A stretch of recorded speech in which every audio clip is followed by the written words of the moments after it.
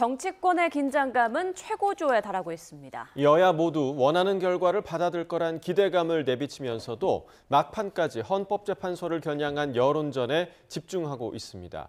국회 연결해서 들어보겠습니다. 정인용 기자. 네, 국회입니다. 네, 윤 대통령 선고 바로 내일인데 여당 분위기 어떻습니까? 네, 여당은 일단 윤 대통령 탄핵 기각 또는 각하를 예상하면서 다음 수순을 검토하는 분위기도 엿보입니다. 권영세 비상대책위원장은 아침 회의에서 내일 윤 대통령 직무 복귀 결정이 나온다면 당은 서둘러 개헌을 추진하겠다고 밝혔습니다. 대통령도 임기에 연연하지 않겠다고 약속한 만큼 국민 뜻을 모아 시대 정신에 맞는 헌법을 만들겠다는 겁니다. 제왕적 대통령제라고 생각했지만 실제로 의회 독재를 견제할 수단조차 없는 제왕적 의회라는 사실도 밝혀졌다며 민주당에도 책임을 돌렸습니다. 들어보겠습니다. 행정부, 입법부, 사법부 어느 것도 특정 개인이나 세력에 장악되지 않고 다양화되고 다원화된 국민 요구를 담아내는 더 큰 헌법을 만들겠습니다.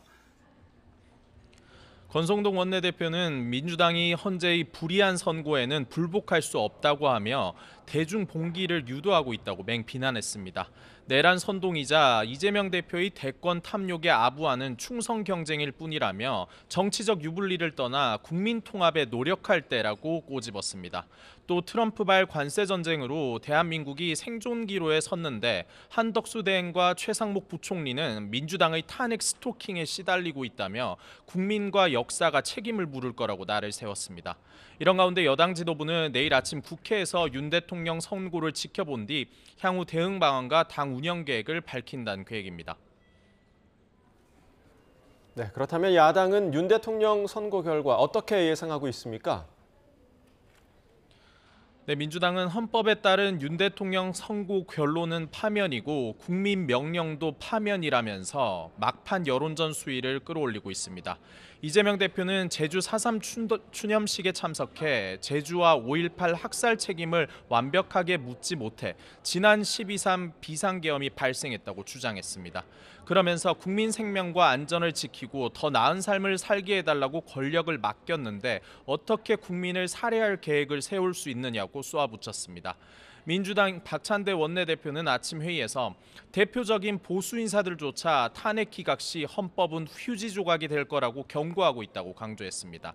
세계 석학과 외신들도 윤 대통령이 복귀하면 한국의 위기가 심화할 거라고 우려하고 있다면서 헌재가 바로 잡아줄 것을 기대했습니다. 들어보겠습니다. 헌법 수호자 헌법재판소가 내일 헌법 파괴범 윤석열을 주저없이 파면할 것이라 믿어 의심치 않습니다.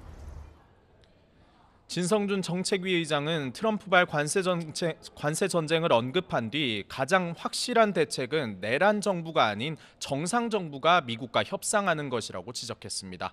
그러면서 한 대행에 이재명 대표 면담을 거부하며 통상 정책에 전념한다더니 트럼프 대통령과 전화 한 통 했다는 소식조차 못 들었다고 비꼬았습니다.